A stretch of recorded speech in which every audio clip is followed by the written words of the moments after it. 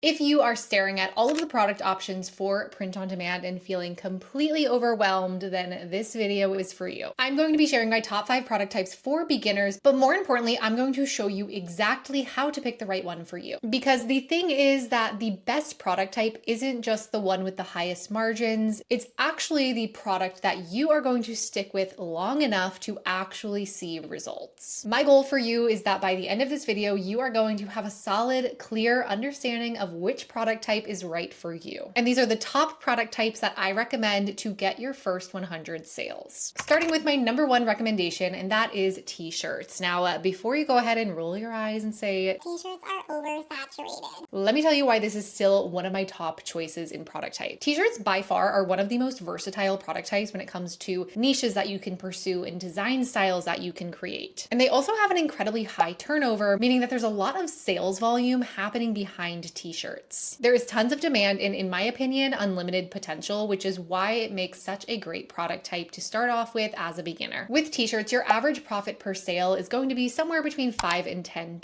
This is just the average. Some people see lower, some people do see higher, but this is what I have found to be most common. And I know that this doesn't sound like a lot, but thinking about the turnover that's in this product, that high sales volume, that is what makes this product such a good opportunity. People are buying shirts for truly any and all occasions. I still am surprised by some of the things that I find people searching for t-shirts online, but nonetheless, if people are searching, that means they're also likely buying, and that means that there is demand. If you are somebody who doesn't really feel concrete in your niche, or you have a lot of different niches that you want to explore, t-shirts are a great option for that. Now, there are tons of different t-shirts that you can sell, and I don't recommend necessarily just going with the cheapest option. Quality is very important. The 2 t-shirt types that I recommend and that I personally sell are the Bella Canvas 3001 and the Comfort Colors 1717. The next product type to consider is mugs, and this is my favorite product type for anybody who is feeling not the most creative on the planet. And let me explain why. The most popular mugs and best-selling mugs that we see time and time again are ones that often have very simple designs, often just text-only designs. They have a fun phrase, a witty saying, and overall not very complicated design styles. So if you are somebody who's not really feeling the most confident in your design skill quite yet, that is okay, but mugs might be a product type for you to consider. One of the major appeals to mugs, in my opinion, is that they make a great gift. The sellers that I find seeing success with this product type are not necessarily targeting mugs for the keywords that they're using, but more so targeting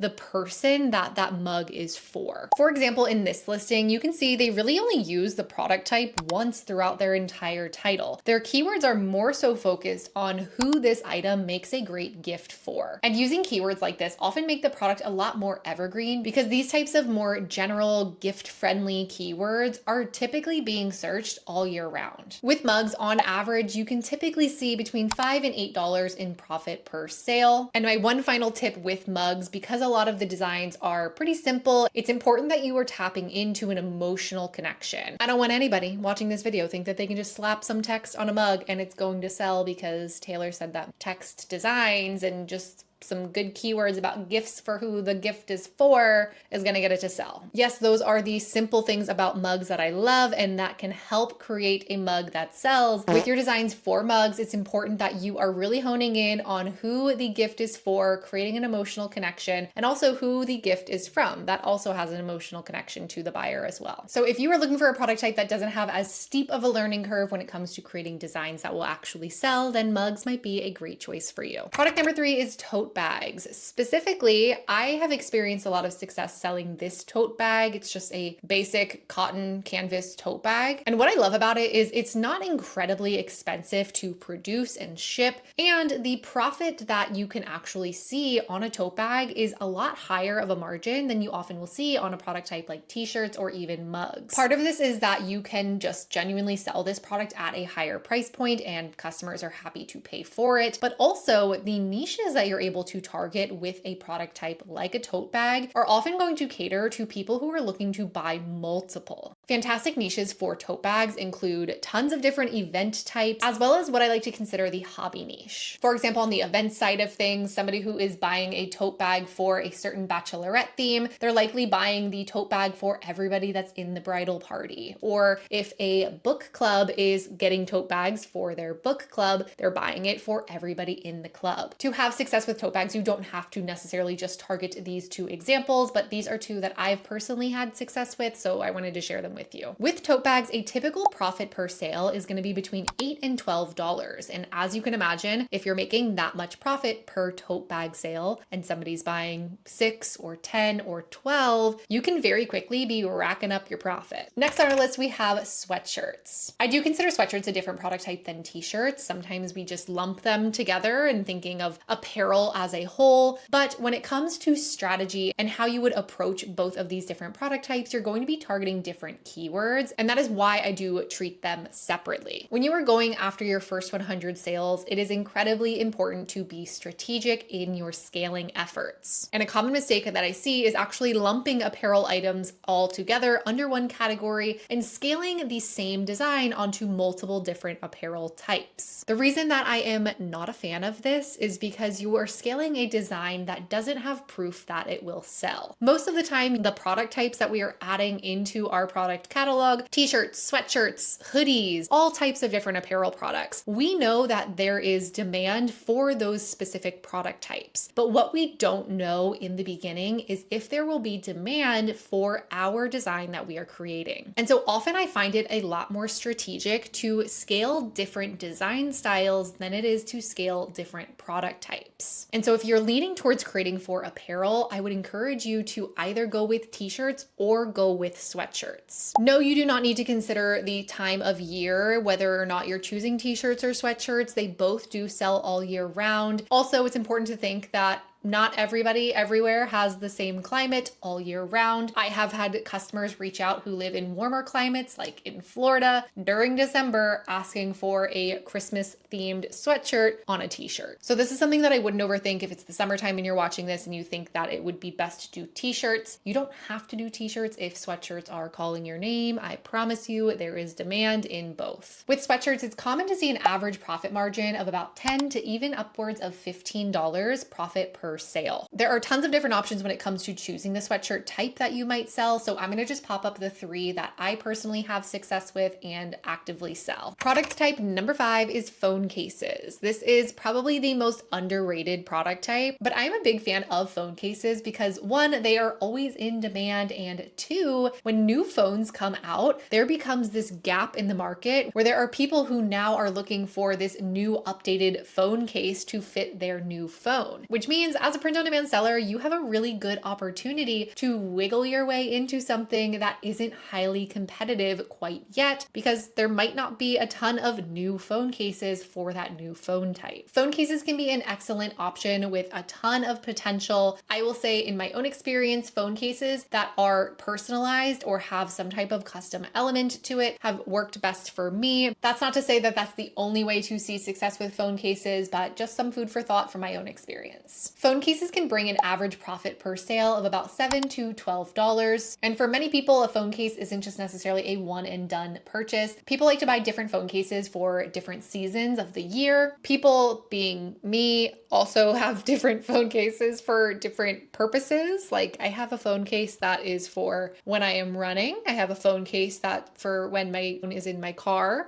I have a phone case that has my Octo Buddy on it, the little suction cup thing, so that when I'm running on the treadmill at the gym, I can put my phone onto the screen. That is 100% consumerism at its finest. I'm aware of that. But nonetheless, people buy phone cases. Now, here is how to actually choose which product type is right for you. I don't want you to just pick off of what you think is best for you profit-wise and which had the highest profit margin that I shared. Instead, I want you to consider this framework. Starting with step 1, I want you to consider how confident you feel with creating designs. If you are completely new, have never created a design ever before in your entire life, I would recommend leaning more towards mugs and phone cases, as they are smaller products which require less intricate designs. If you feel more comfortable in your creativity and your design skill and are interested in creating more intricate and more complex designs, then the products like t-shirts, sweatshirts, and tote bags can give you a little bit more creative freedom. Step 2, I want you to think about your target niche. Who are you interested in creating products for? If you're not sure of your niche or how to even come up with your niche, I'm going to link in the description box below my free niche building guide. This will walk you through my entire process for finding profitable niches. And once you have an idea of the niches that you are curious about and that excite you, I want you to do a little bit of research of what product types often sell best in that niche. If you are looking to only create for things that you feel passionate towards, it's best to match your niche and your passion to a product type that people are actively buying in that niche that you are interested in creating for, versus being completely stuck on the product type that you want to create and then having to mold into what niches people are actively buying and searching for on that product type. Overall, the key is to finding something that excites you and aligns with your goals for your print-on-demand business. Now, I know you're also probably wondering, Taylor, how do I then price these products? What should I sell each of them for? And I very rarely talk about pricing on my channel, and that's not to be weird and gatekeep anything, but it's because I don't believe that pricing is one size fits all. And it wouldn't make sense for every single person to have the exact same pricing strategy and structure. The product type that you choose is just one factor that goes into how you determine your pricing. Other variables like the niche that you are pursuing are equally important when determining pricing. It's important to get a good understanding of what the average price points look like in the niche and product type that you're pursuing. What do the pricing structures look like? Are they charging for shipping? Are they offering free shipping? Do they have a loss leader? Are they running a sale? What percent is that sale? These are all just examples, but let me give you just a quick little framework for you to follow to determine your pricing. Start by researching your niche neighbors. These are your competitors. Look at the other listings in your niche. I recommend taking notes of the price points that you're seeing with a minimum of 5 to 10 listings. Looking at the variations of the product type. So if it's something like an apparel product where there's different sizes, you want to make a note of what are they selling each of those sizes for. If they're charging for shipping, what are they charging for shipping? And what is the total all-in price for the product? The best way to do this is make sure that you are clicking into listings, adding them to your cart, and see what that total is before checkout. This is going to prevent you from just seeing that loss leader style price that some people do in their listings on the Etsy search results. Once you know the average price points and pricing structure within the niche that you're pursuing, you're then going to want to make sure that you're using an Etsy calculator. I like to use the everbee calculator. I use everbee, so it's already built into it. And you're going to want to account for your cost of goods, your production costs, as well as what it costs to ship the product. And here's where you can start to plug and play and assess what you need to be pricing your product at so that you are competitive. And by competitive, I mean you don't want to be the cheapest, but you also don't want to be the most expensive. I find the sweet spot to be somewhere in the middle. And for different niches, this is going to vary, which is why I recommend doing this research so that you are being competitive in any niche that you pursue. As I mentioned in the beginning of this video, the best product type for you to pick is the one that you are going to stick with long enough to actually see results. If you have any questions for your strategy with your chosen product type, be sure to leave them in the comments down below. I'll be trying to reply to as many as possible. And if you're looking for support in your strategy, then be sure to check out my community, the POD Connection, where you can join me and over 300 other print-on-demand sellers and also get access to my full course Plan, Scale, Profit. I also have my new tiny little membership, the monthly trend report membership. This is where I share all of my deep dive trend reports monthly. You can join in for just $7 a month and you are going to get access to each new trend report where I do a full video walkthrough and you get access to my design templates that I create each month. All of that information is linked in the description, but let me know in the comments, of course, what questions you have, but also which product type do